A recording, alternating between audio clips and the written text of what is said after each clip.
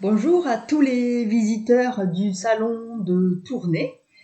Aujourd'hui, je ne peux pas être avec vous puisque je suis à un autre salon, pas loin de mon domicile.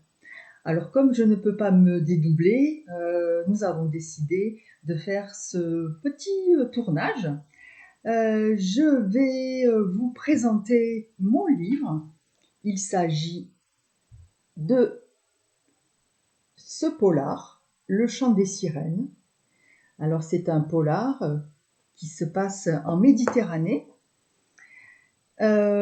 Mathilde part sur un coup de tête en Méditerranée pour faire une pause parce que son éditrice lui a demandé d'écrire un texte et elle n'y arrive pas.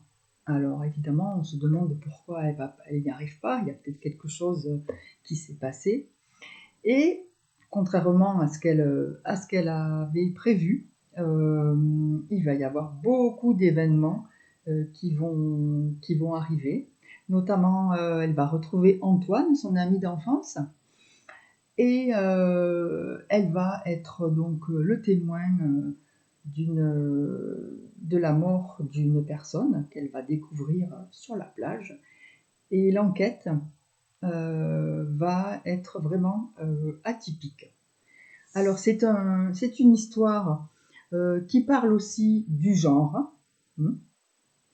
Il y a une allusion à un conte connu, mais surtout, quand vous allez lire ce livre, ce polar, il y a évidemment une enquête, puisque c'est un polar, mais vous allez voir aussi que l'on aborde l'humanité et la question de la différence. Alors, je vais vous lire une partie, donc un bout de chapitre pour vous montrer le style de mon écriture.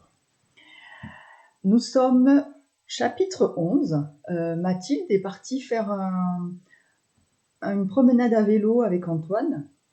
Et elle s'était assoupie et là, elle se réveille et elle regarde Antoine et elle lui dit « On va rentrer, non ? Tu en penses quoi ?»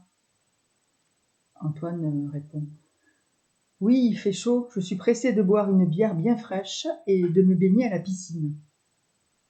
Et moi, il faudrait que j'écrive, mais j'ai du mal en ce moment. Le syndrome de la page blanche ?